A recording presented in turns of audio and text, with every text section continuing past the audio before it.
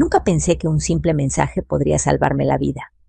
Aquella noche, mientras la sopa humeante reposaba frente a mí y el aroma a cilantro llenaba el comedor, mi celular vibró sobre el mantel, un número desconocido. Lo abrí sin pensarlo y leí Sal de la casa ahora. No preguntes por qué. Sentí que el corazón se me detenía. Mi hija al otro lado de la mesa sonreía y hablaba de su nueva receta de mole. Yo apenas pude responder. Fingí sonreír, pero dentro de mí algo gritaba. Esa advertencia no era una broma. Y yo estaba a punto de averiguar por qué. Esa tarde, todo parecía perfectamente normal. Había pasado el día limpiando mi pequeña casa en Puebla, la misma donde mi difunto esposo Miguel había pintado de azul las ventanas. El aire olía a jabón zote y a recuerdos. Me había prometido mantenerme tranquila, no llorar más por las distancias con Ana. Hacía casi 2 años que no compartíamos una comida sin discutir, pero cuando me llamó esa mañana, su voz sonaba tan dulce, tan diferente. Mamá, ven a cenar esta noche, quiero hablar contigo. Y yo, ingenua y emocionada, acepté de inmediato. Preparé mi mejor blusa, la que tenía bordados de flores, que ella misma me había regalado cuando cumplí 60. Miré mi reflejo en el espejo del pasillo. Las arrugas alrededor de mis ojos parecían más profundas que nunca, pero también más sabias.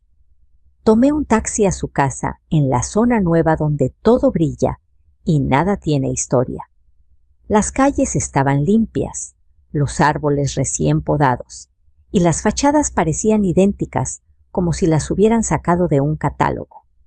Cuando llegué, Ana me recibió con un abrazo fuerte. «¡Qué gusto verte, mamá!», exclamó. Su esposo Carlos apareció detrás con esa sonrisa perfecta y fría que siempre me había incomodado. «Doña Elena, siéntase como en su casa. Hoy queremos consentirla». Las palabras eran amables, pero el tono, algo en su tono, me erizó la piel. Entré y me quedé mirando el comedor. Todo impecable mantel beige, velas aromáticas, copas de cristal. Ana había preparado mi comida favorita, mole poblano con arroz blanco. En la esquina, una mujer con delantal negro lavaba platos. «Buenas noches, doña», me dijo con respeto. Era Lupita, la empleada que Ana había contratado hacía unos meses. Su mirada, sin embargo, se posó sobre mí con una mezcla de ternura y preocupación. Durante la cena traté de disfrutar. Ana hablaba sobre su trabajo en la inmobiliaria, sobre lo bien que le iba, sobre un nuevo proyecto con Carlos. Me contaba que planeaban comprar una casa más grande, quizá en Querétaro. Pero todo a su tiempo, mamá dijo sonriendo.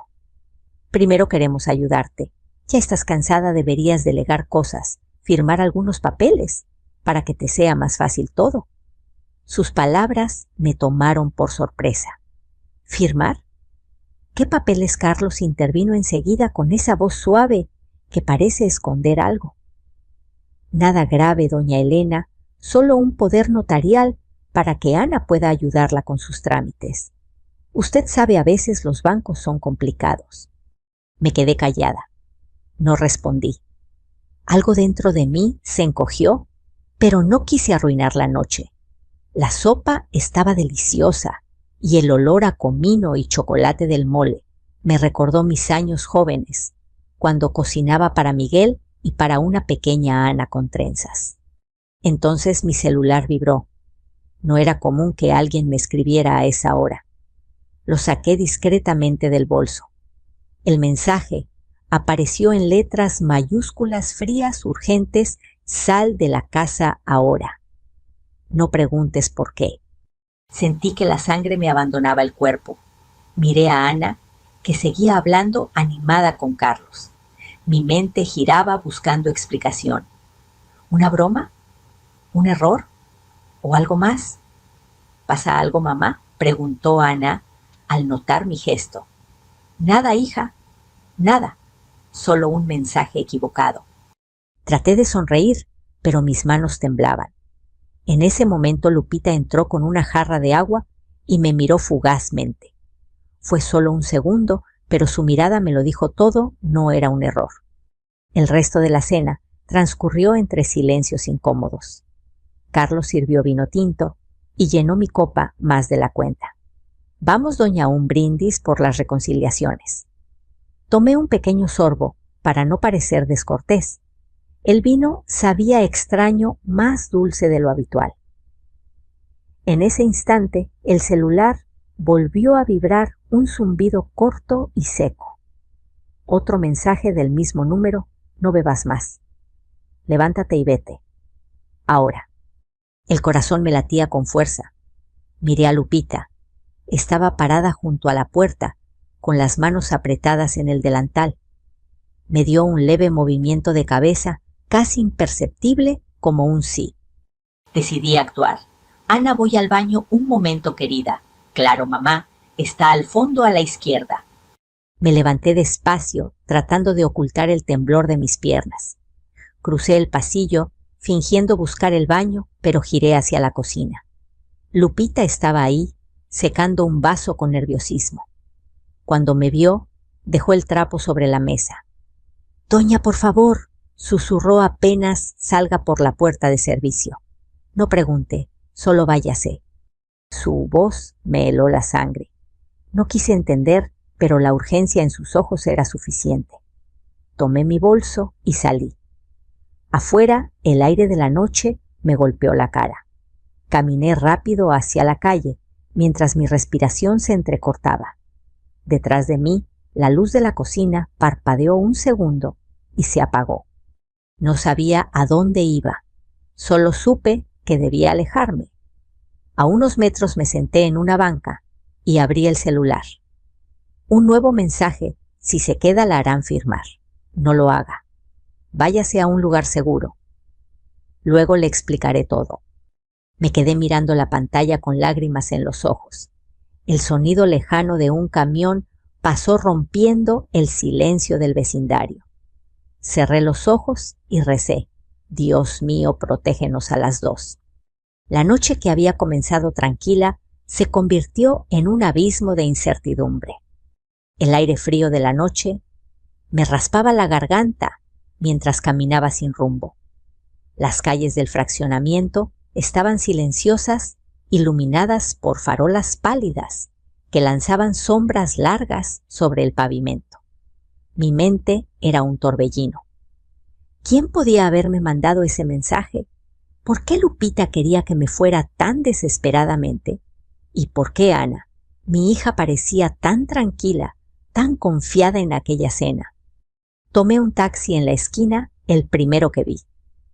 El chofer, un hombre mayor con gorra, me miró por el retrovisor. ¿A dónde, doñita? A cualquier lugar donde haya gente. Una cafetería, quizá. Mi voz tembló y el conductor frunció el ceño, pero no preguntó más. El taxi avanzó lentamente por las calles amplias.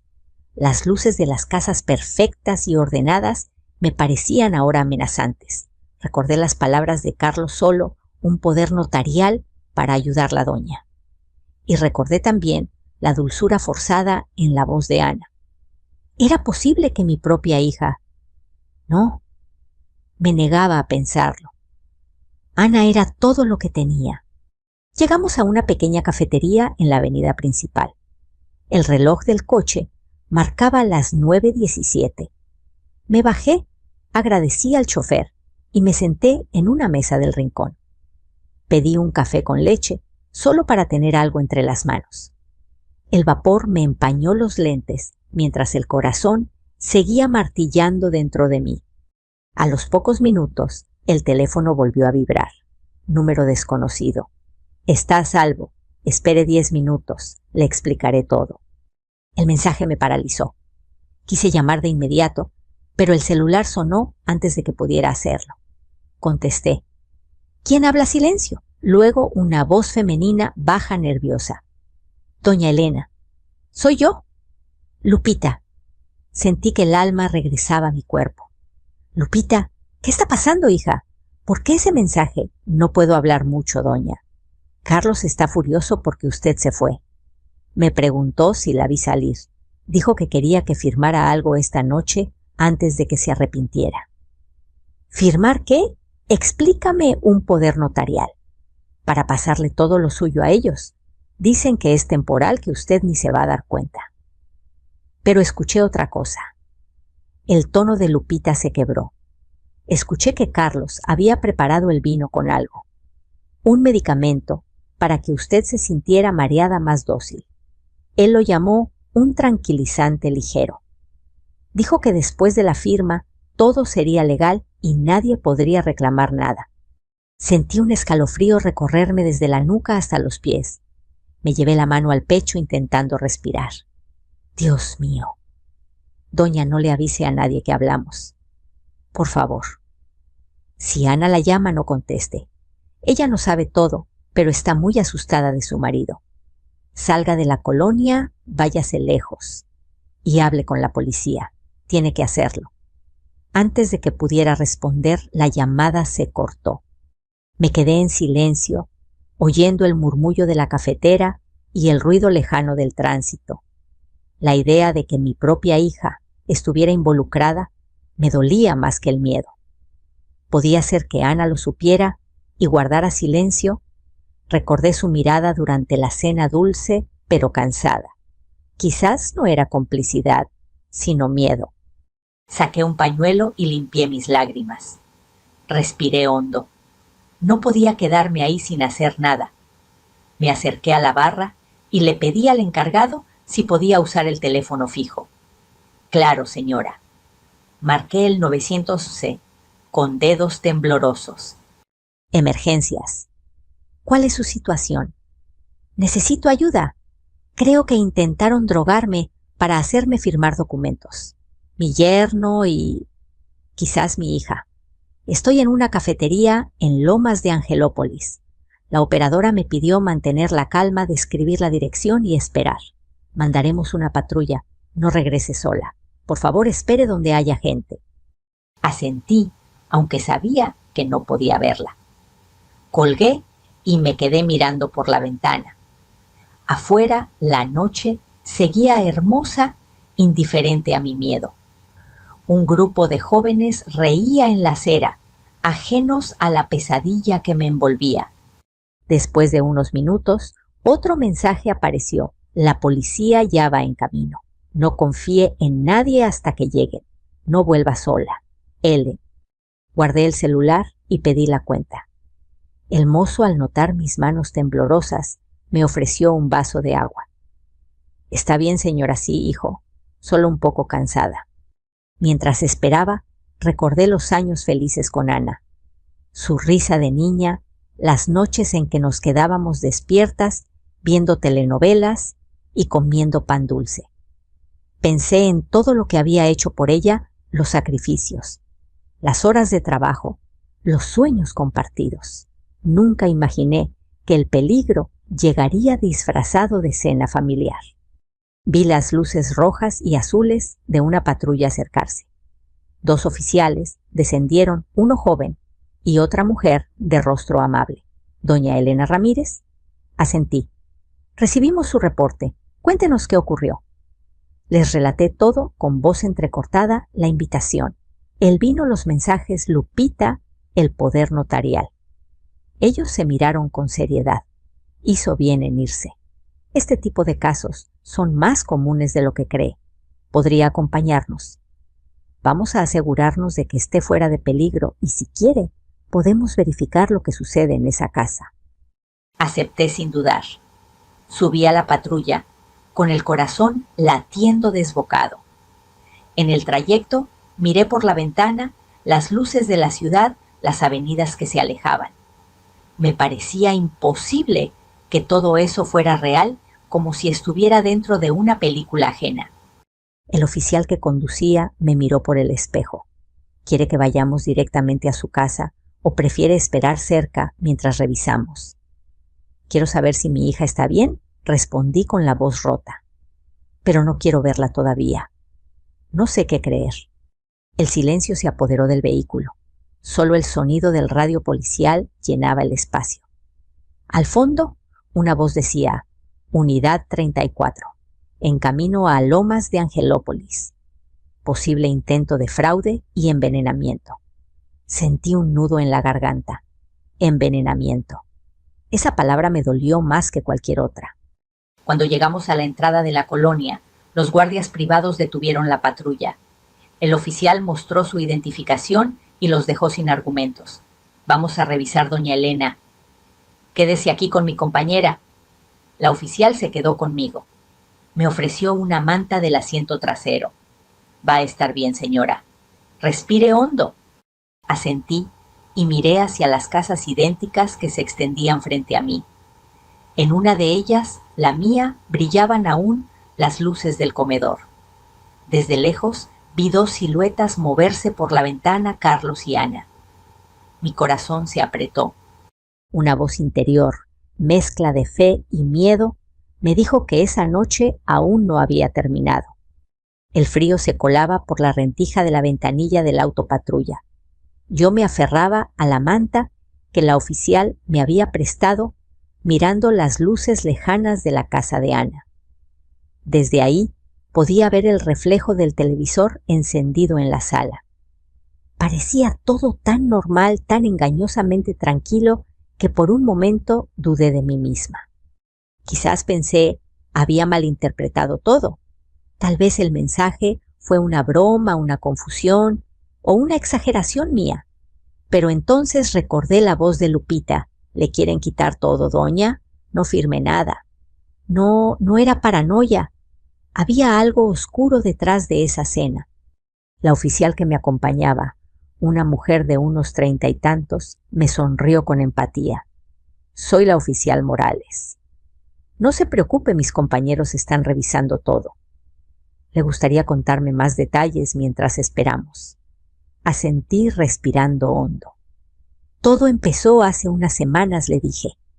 Ana me llamaba, menos Carlos hablaba por ella. Hace 3 días me insistió en que necesitaba firmar algo para que el banco pudiera actualizar una cuenta. Yo no entendí bien. Solo le pedí tiempo. Hoy, esa cena fue demasiado repentina. Morales asentía en silencio, tomando notas mentales. Y su hija, ¿cómo es su relación con ella?, suspiré. Era buena hasta que él apareció. Carlos siempre tuvo ese encanto de vendedor. Lo que toca parece convertirlo en oro, pero también en mentira. Mi hija cambió desde que se casó con él. A veces pienso que ya no la reconozco. El radio del auto chispeó con interferencia.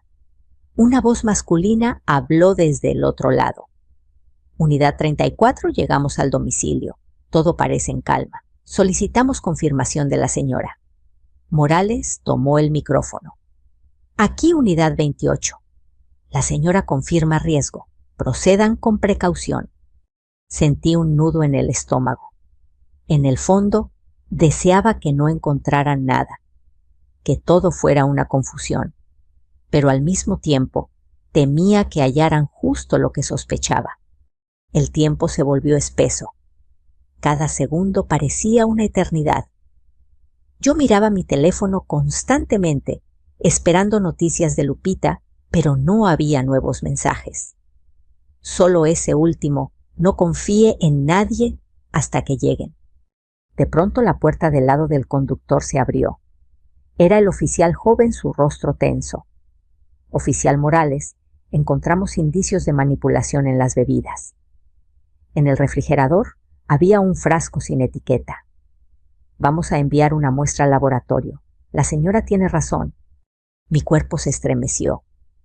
¿Y Ana? ¿Dónde está mi hija? Está dentro, señora, pero parece alterada. Pregunta por usted todo el tiempo. El esposo, en cambio, intenta convencerla de que no pasó nada. Dice que usted malinterpretó todo. Me cubrí la boca con las manos. Lágrimas calientes me subieron a los ojos. No sabía si llorar por alivio o por pena. Morales me miró con compasión. «Señora, ¿quiere hablar con su hija? Podemos acompañarla, pero solo si se siente lista». Tragué saliva. Mi voz salió apenas como un susurro. «Sí, quiero verla». Caminamos hacia la casa, acompañadas por el otro oficial. El aire olía a césped húmedo y perfume barato. Al acercarnos a la puerta, reconocí la figura de Ana en el marco. Tenía los ojos hinchados, el maquillaje corrido. Mamá exclamó corriendo hacia mí. Me abrazó con fuerza, casi desesperada. Su cuerpo temblaba. Pensé que te habías ido sin despedirte. Carlos decía que te enojaste. No entendía nada. Su voz era sincera, rota, pero aún así algo no encajaba. Ana, murmuré. ¿Sabías lo del poder notarial? Ella me miró confundida. ¿Qué los papeles que querían que firmara? Ana vaciló. Bajó la mirada. Carlos dijo que era solo para ayudarte, que así podríamos administrar tus cuentas e evitarte trámites. Yo no sabía que había más. En ese momento Carlos apareció detrás de ella. Su expresión había cambiado. La sonrisa falsa había desaparecido. Oficiales, esto es un malentendido, dijo con voz forzada. Mi suegra se puso nerviosa por un simple documento. Todo estaba en orden. Morales cruzó los brazos. ¿Puede mostrarnos ese documento, por favor, Carlos? Dudó un instante. Luego fue hacia la mesa y trajo una carpeta marrón. La colocó sobre el mueble con cierta brusquedad. Los oficiales la revisaron rápidamente. Morales me miró. Señora, aquí dice poder notarial amplio e irrevocable. Le daba a su hija y a su yerno acceso total a sus cuentas, propiedades y decisiones legales. Ana abrió los ojos horrorizada. ¿Qué, Carlos, me dijiste que era temporal? Y lo era, gritó él nervioso. Solo era una formalidad. Tu mamá ya no puede manejar todo sola. ¿No ves cómo olvida cosas? El silencio fue brutal. El reloj del comedor marcó las 10:02. Las velas aún ardían sobre la mesa, derritiéndose lentamente, como si fueran testigos silenciosos. Carlos, dije con voz firme, ¿qué había en el vino? Nada, respondió demasiado rápido. Morales levantó la ceja. Tenemos un frasco sin etiqueta, con el mismo color que el vino. El laboratorio confirmará su contenido. Hasta entonces nadie sale de esta casa.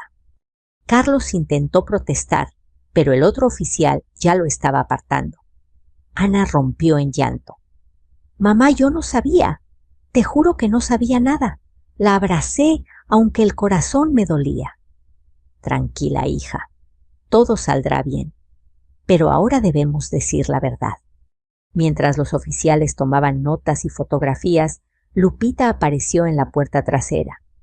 Su rostro reflejaba miedo y alivio. Perdón, doña, pero no podía quedarme callada. Escuché todo. Hiciste bien, hija, le respondí. Gracias a ti estoy viva. La noche se llenó de murmullos de cámaras encendidas, de la rutina fría de la ley. Pero entre todo ese caos, lo único que sentía era un vacío profundo.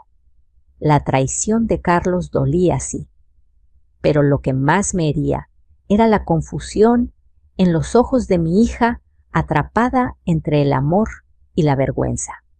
Cuando los oficiales me ofrecieron llevarme a casa, solo pude asentir. Antes de salir, miré una vez más aquella mesa donde todo había comenzado. Los platos aún tenían restos de mole. El vino medio lleno brillaba bajo la luz amarilla. Pensé en cómo un simple mensaje había cambiado mi destino. El amanecer comenzaba a teñir el cielo de un gris pálido cuando finalmente salimos de aquella casa. Las luces de la patrulla titilaban sobre las fachadas impecables, rompiendo el silencio adormecido de la colonia. En el asiento trasero, mi hija Ana lloraba en silencio. Yo la observaba desde la ventanilla, sin saber si debía tomarle la mano o mantener la distancia. No sabía cómo consolarla sin traicionar mi propio dolor. La oficial Morales hablaba por radio con la central. Tenemos a los implicados bajo custodia preventiva. Solicitamos instrucción de traslado al Ministerio Público. Su voz era firme, pero su mirada cuando se cruzó con la mía, fue cálida humana. Doña Elena todo indica que actuó justo a tiempo. Si hubiera bebido más de esa copa, el efecto habría sido grave. Me quedé en silencio. Grave. Esa palabra flotó en mi mente pesada. No pregunté más. Sabía lo que quería decir. Mientras avanzábamos, el sol se levantaba tímido sobre los cerros. Las calles tan ordenadas la noche anterior parecían ahora frías, vacías. Pasamos frente a la panadería de la esquina donde solía comprar conchas cuando visitaba a Ana. Un aroma débil a pan recién hecho se filtró por la ventana abierta, trayendo consigo una punzada de nostalgia. Ana sollozaba apretando los puños. Mamá, perdóname. Yo no sabía. Carlos me dijo que todo era legal, que así podríamos ayudarte. Pero luego lo escuché hablar con ese abogado. No entendí bien, pero tenía miedo. Pensé que si lo confrontaba se iría. No quise perderlo otra vez. Su voz se quebró. Yo cerré los ojos. Hija, dije despacio, cuando el amor se sostiene sobre el miedo, ya no es amor. Es una cárcel. Ella asintió, las lágrimas cayendo sobre su falda. Por primera vez en mucho tiempo, la vi como cuando era niña frágil, vulnerable, buscando protección. Y a pesar de todo, mi instinto de madre seguía ahí intacto. Llegamos a la comandancia. Los oficiales bajaron primero a Carlos a un esposado. Su expresión era una mezcla de rabia y vergüenza. Cuando pasó frente a mí, murmuró: «Esto no va a quedar así, vieja loca». Morales lo detuvo con un gesto seco. «Cuidado con lo que dice. Cualquier amenaza será agregada al informe». Yo lo miré por última vez. Ya no sentí miedo, solo una tristeza profunda por la oscuridad que había elegido. Dentro de la estación todo era ruido y movimiento. Policías, secretarios, teléfonos sonando. Un joven con uniforme gris me ofreció una silla. «Espere aquí, doña. El perito de sustancias tomará declaración». El lugar olía a café viejo y papel húmedo. En una mesa cercana, un agente revisaba las copas que habían llevado como evidencia. En una de ellas, la mía, quedaban restos de líquido rojizo. El aroma era dulce, casi imperceptible. Un médico forense se acercó. La sustancia preliminarmente parece un ansiolítico fuerte. En dosis altas puede provocar somnolencia, pérdida de juicio y desmayo. Con eso cualquier firma habría sido válida. Asentí sin poder hablar. Sentí un escalofrío. Mientras tanto, Ana estaba en otra mesa, acompañada por una psicóloga de turno. Hablaban en voz baja. Yo la observaba desde lejos. La veía vulnerable, con los hombros encogidos, frotándose las manos una y otra vez. No era la mujer elegante que vivía en una casa lujosa. Era mi hija pequeña, asustada y sola. Me ofrecieron una taza de café. Lo tomé despacio, sintiendo el calor recorrerme las manos frías. Pensé en Miguel, mi esposo, en cómo siempre me decía: «Desconfía del silencio demasiado perfecto, Lena. A veces esconde tormentas». Tenía razón. Pasó casi una hora antes de que Morales se me acercara de nuevo. Doña Elena, la fiscalía, abrirá una investigación por intento de fraude y posible envenenamiento. Lupita será testigo protegida. Ya declaró todo lo que escuchó. Y mi hija, pregunté con voz apenas audible. Ella no será imputada si coopera, pero deberá declarar oficialmente. El Ministerio Público evaluará su situación. Asentí agradecida. No quería verla encerrada. Solo quería que aprendiera, que despertara de esa niebla en la que vivía. Morales me acompañó hasta la salida. «Tiene dónde quedarse esta noche. Podemos trasladarla a un lugar seguro». «No se preocupe, oficial. Tengo mi casa en Puebla. Mi vecina me esperará. Entonces la llevaremos a la terminal. No debe viajar sola». Afuera, La luz del día era suave, casi amable. Sentí el primer soplo de alivio en muchas horas. Ana se acercó antes de que subiera al coche. «Mamá, por favor, no te vayas sin hablar conmigo». La miré. Su rostro reflejaba arrepentimiento sincero. «Hija, ahora todo lo que digas debe ser verdad. No para mí, sino para ti». Ella me abrazó con fuerza, sollozando contra mi hombro. «Te juro que voy a cambiar, que no volveré a dejar que nadie me manipule.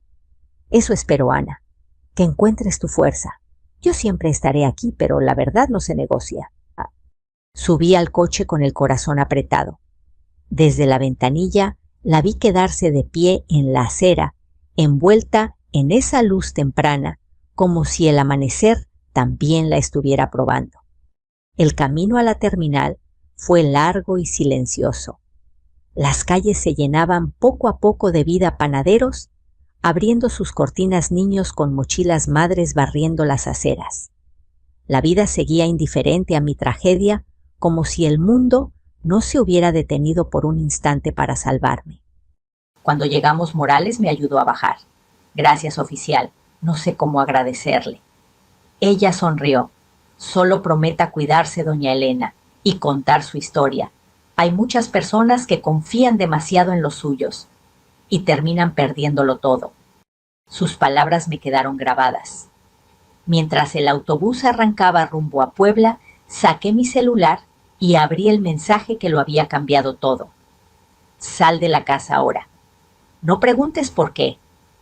Lo leí una y otra vez hasta que las letras se desdibujaron en mis lágrimas. Miré por la ventana. Los campos pasaban lentamente bañados por la luz dorada del sol. Sentí una paz triste, una gratitud profunda. Gracias, Dios mío, por esa voz anónima, por esa advertencia, por ese milagro silencioso que me dio otra oportunidad. Cerré los ojos.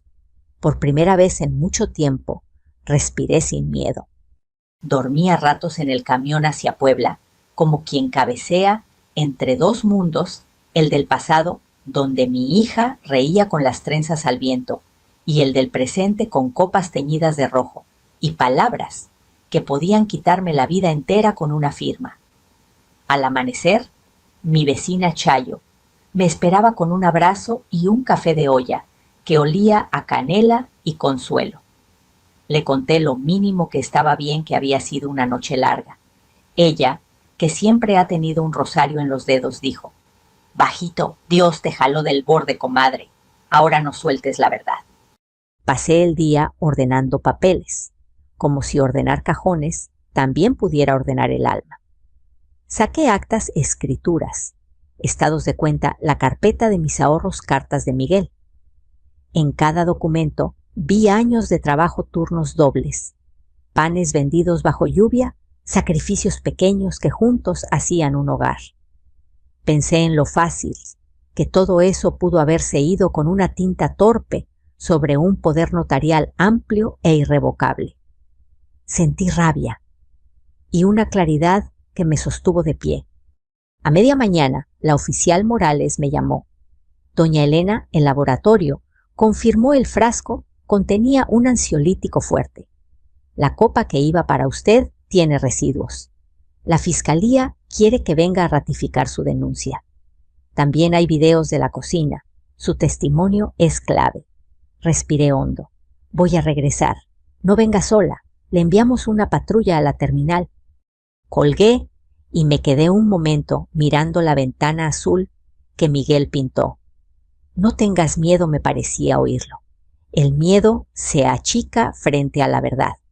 Empaqué los necesarios documentos, una muda de ropa, una cajita con las fotos de Ana de niña, como recordatorio de por qué peleaba, y mi rosario.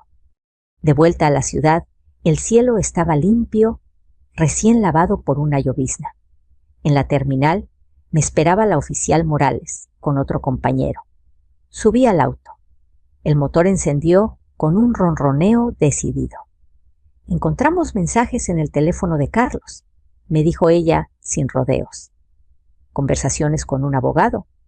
hablan del poder notarial de agilizar la firma y de evitar que la señora pregunte demasiado. También hay llamadas a números vinculados a apuestas. La deuda parece real y Ana colaboró. Entregó acceso a su correo, dijo que estaba lista para declarar. «Parece rota, doña». Me dolió, pero asentí. El amor de madre no es ceguera, es lámpara. Alumbra incluso cuando da miedo mirar. Nos dirigimos primero a la casa. La calle tenía ese brillo de las cosas recién regadas. Los guardias abrieron paso apenas vieron el patrullero. Al entrar, me golpeó el eco: platos ya lavados, mantel cambiado, velas apagadas.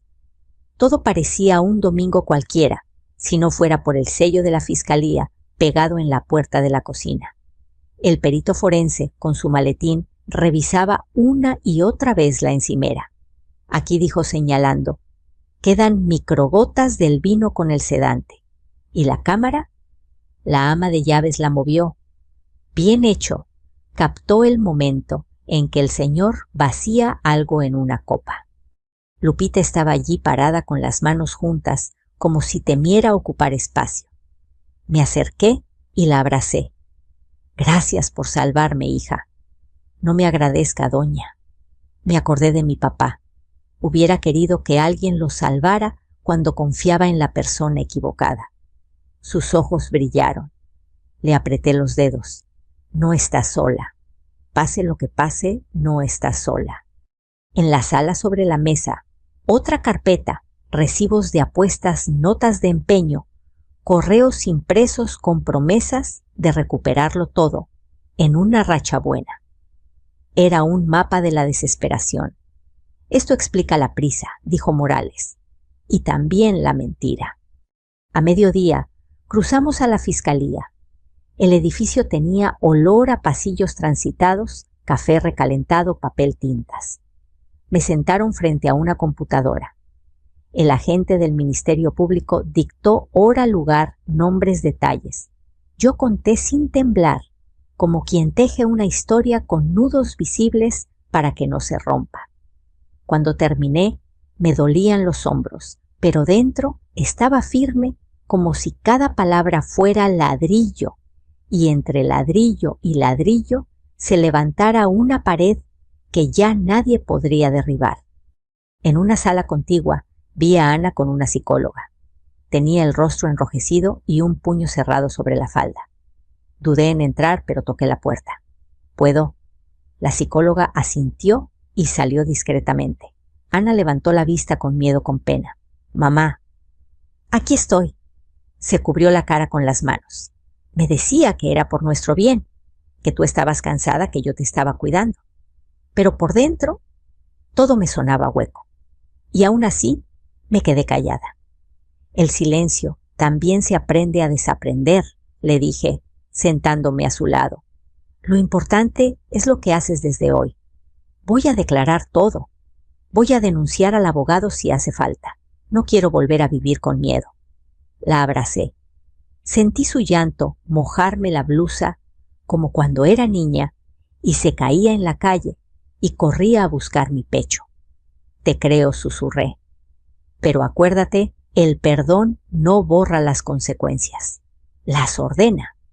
Un secretario asomó la cabeza. «Doña Elena, el defensor de Carlos, pide una entrevista de mediación». Morales negó con la cabeza. «No es momento. Hay un presunto envenenamiento». El secretario se retiró. Ana me miró con una mezcla de miedo y alivio.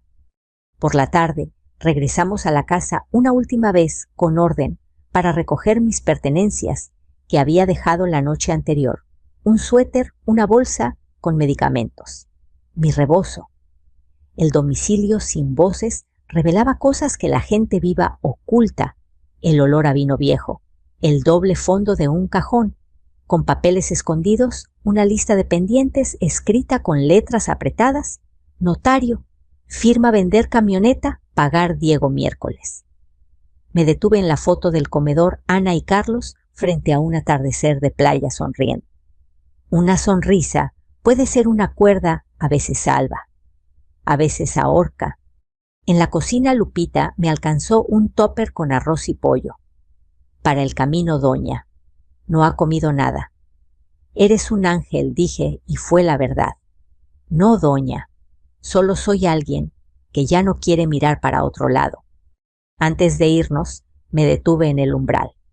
Cerré los ojos y escuché el zumbido del refrigerador, un grifo que goteaba el tic-tac obstinado del reloj.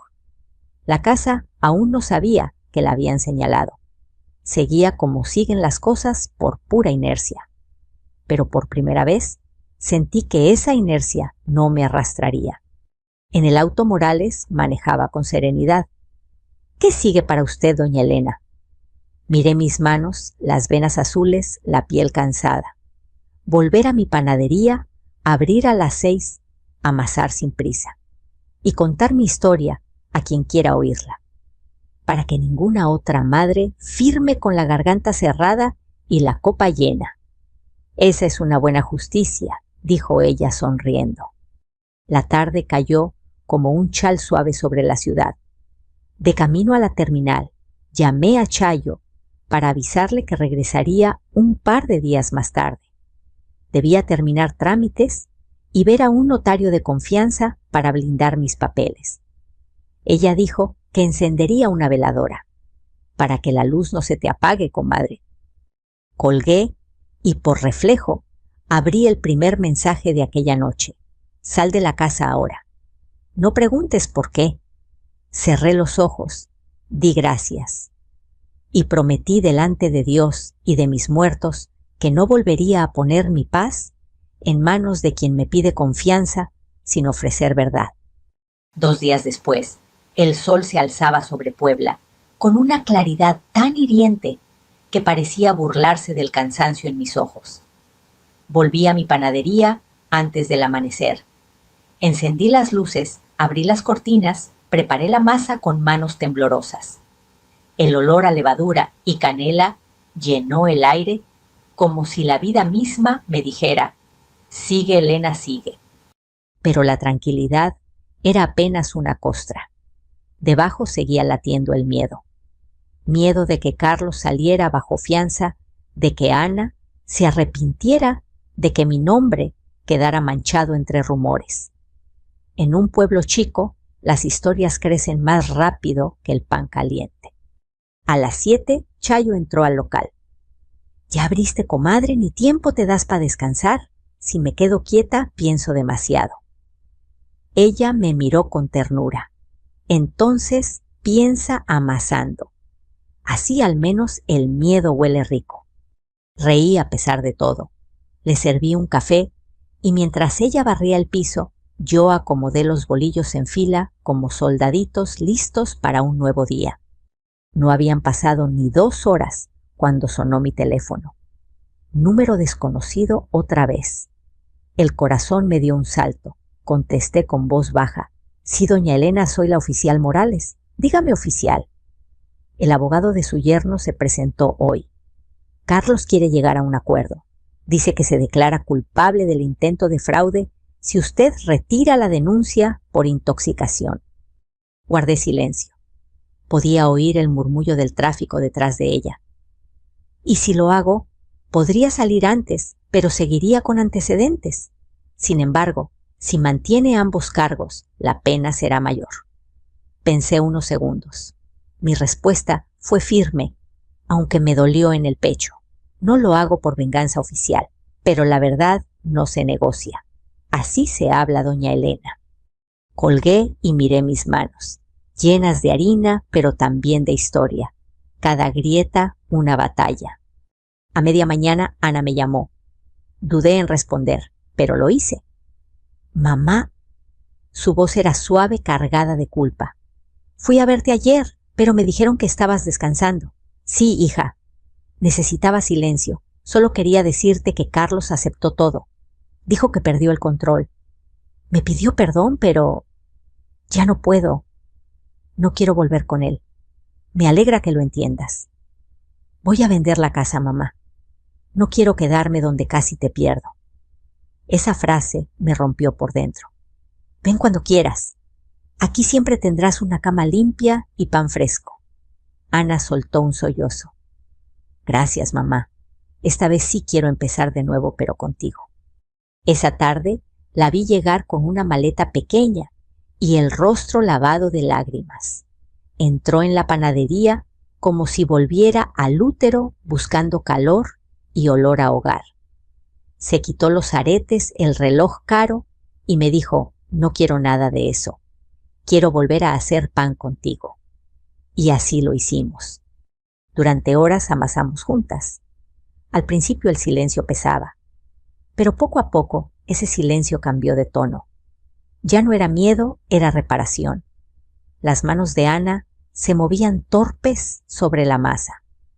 Nunca pensé que el dolor pudiera enseñarte tanto, dijo mirándome. El dolor si no se escucha te destruye, pero si lo miras de frente te limpia, respondí. Al caer la noche, cerramos la panadería. Los últimos clientes se fueron con sus bolsas de papel y sus gracias, doña. Ana y yo nos sentamos frente a una vela encendida. El olor a pan recién hecho aún flotaba en el aire. Ella me tomó la mano. ¿Sabes quién te mandó ese mensaje, mamá? No. Yo sí. Levanté la mirada confundida. ¿Cómo fue Lupita?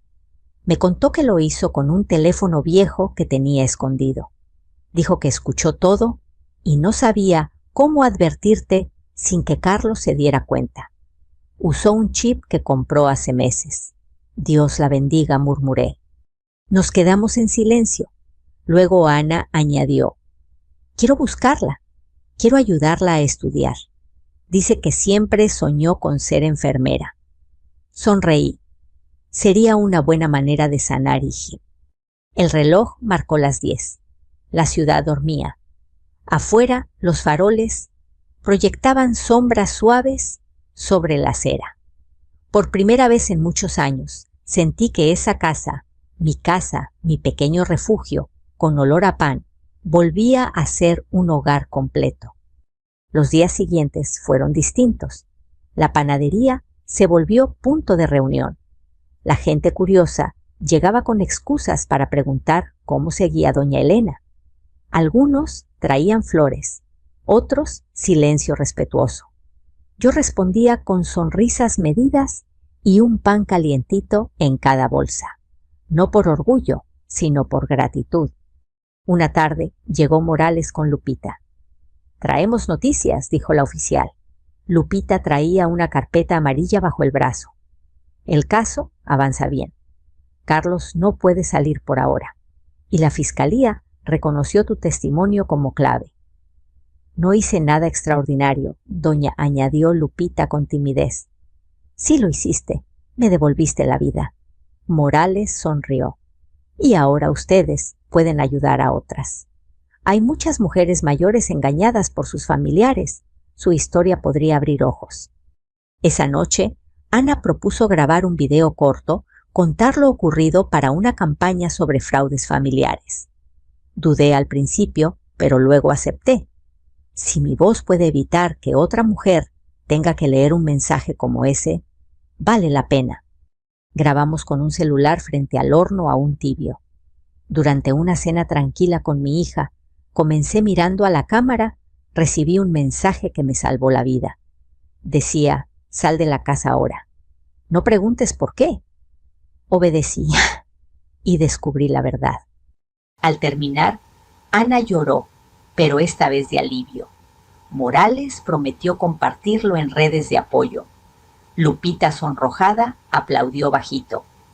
Cuando se fueron, apagué las luces de la panadería y quedé a solas con el silencio. Un silencio distinto, nuevo, con nombre propio, paz. Miré al cielo oscuro por la ventana y recé, gracias Señor, por los mensajes que llegan sin nombre, por las manos que amasan y perdonan y por el valor de escuchar lo que no queremos oír. Porque esa noche entendí algo que nunca olvidaré. El amor puede nublarte, pero la verdad, aunque duela, siempre aclara el alma. Han pasado 6 meses desde aquella noche que partió mi vida en dos. El invierno llegó suave a Puebla. Las calles huelen a café con piloncillo y las luces navideñas titilan como luciérnagas enredadas entre los cables. Cada amanecer abro mi panadería a las 6 en punto. El primer olor que sale al barrio es el de conchas recién horneadas y con él un pedacito de mi historia uno que aprendí a contar sin miedo. Ana vive conmigo ahora. La habitación que antes guardaba las cosas de Miguel volvió a tener vida. Ella se levanta temprano, me ayuda a atender y a veces, cuando no hay clientes, escribe cartas para otras mujeres que han pasado por lo mismo, hijas, madres, abuelas, que confiaron demasiado y casi lo perdieron todo. ¿Tu historia puede salvar a alguien?, mamá me dice. Yo sonrío, aunque a veces la voz se me quiebra. Entonces que la escuchen, hija. Que no se calle el corazón de quien tuvo miedo. Lupita estudia enfermería. La ayudamos entre las dos, Ana con los papeles, yo con los gastos. Cada tarde después de su clase pasa por la panadería, se pone el mandil y dice: «Una hora, doña, para no olvidar de dónde vengo». Amasamos juntas, reímos y el pasado se disuelve entre harina y esperanza. Carlos sigue en prisión preventiva. No he querido saber más, no por falta de interés, sino porque la justicia ya no me pertenece. Le pertenece a la verdad, y esa ya fue dicha. A veces me preguntan los periodistas, las vecinas, los clientes nuevos, si odio a mi yerno. No, no lo odio. El odio es otra forma de cadena. Yo aprendí a soltar. Lo que siento es lástima por él, por su ambición, por la sombra que eligió ser cuando podía haber sido hogar. Una mañana de diciembre, Morales llegó con una sorpresa. Doña Elena, venimos de parte de la Fiscalía. Su caso inspiró un programa nuevo, Voces Protegidas. Vamos a difundir su historia como ejemplo de prevención. Ana, que estaba detrás del mostrador, sonrió. ¿Ve, mamá, tu voz? Llegó más lejos de lo que imaginabas. Me dieron una carta con sello oficial.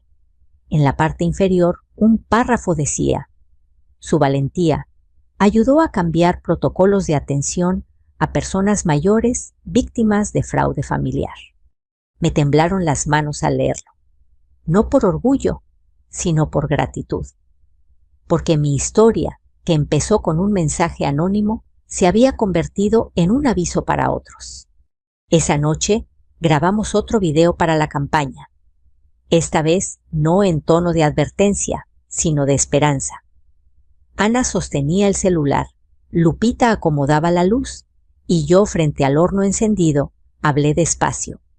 Hace meses alguien me escribió 3 líneas que me salvaron la vida. Hoy quiero escribirles yo a ustedes.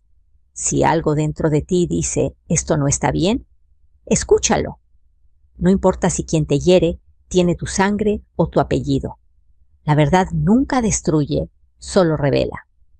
Y cuando se revela la vida, vuelve a oler a pan recién hecho. Cuando terminé, Lupita lloraba. Ana también. Yo no. Yo solo cerré los ojos y agradecí. La vida se compone de detalles pequeños. El sonido de la mantequilla al derretirse, el roce del viento que entra por la puerta, el saludo de los vecinos. Pero también se compone de segundos decisivos, esos que parecen insignificantes y sin embargo cambian todo. Ese mensaje, aquel sal de la casa ahora.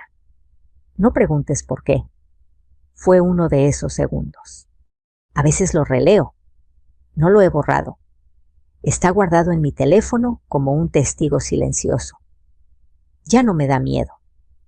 Me recuerda que Dios habla en voz baja y que la vida, cuando quiere salvarte, no siempre grita. A veces solo vibra en un celular. Una tarde, mientras Ana atendía a los últimos clientes, entró un hombre mayor. Tenía la mirada triste y las manos vacías. «Usted es la señora del caso de la tele». «Sí, señor». «La misma. Mi hijo quiere que le firme unos papeles». No entiendo bien, pero su historia me hizo pensar. ¿Podría ayudarme a leerlos? Le ofrecí una silla a un café y revisamos juntos los documentos. No había veneno ni traición, ahí solo confusión. Pero lo importante fue que él ya no firmó sin preguntar, y entonces supe que mi voz había hecho lo que debía. La víspera de Navidad, la panadería se llenó de risas. Ana preparó ponche, Lupita colgó luces. Morales vino con su familia y trajo buñuelos. Cantamos villancicos desafinados, brindamos con chocolate caliente y por un momento sentí que el mundo era un lugar más amable. A medianoche, mientras el reloj marcaba las 12, cerré los ojos y pedí un deseo: que ningún corazón tenga que salvarse con un mensaje de emergencia. Que las advertencias lleguen antes del dolor. Abrí los ojos y vi a Ana sonriendo entre la gente. Me miró y dijo casi al oído: «Gracias por no rendirte, mamá. Gracias por volver, hija». Nos abrazamos. Y en ese abrazo supe que todo había valido la pena: el miedo, las lágrimas, el cansancio, la verdad. Cuida tus silencios, cuida a los tuyos. Y si alguna vez el corazón te susurra que algo anda mal, no lo ignores. A veces el mensaje que te salva no viene con nombre. A veces es Dios, o la vida, o el amor disfrazado de advertencia. Comparte esta historia si crees que puede abrirle los ojos a alguien. Deja tu comentario, dime desde dónde me escuchas. Gracias por escucharme. Gracias por creer que incluso después del miedo puede nacer la esperanza.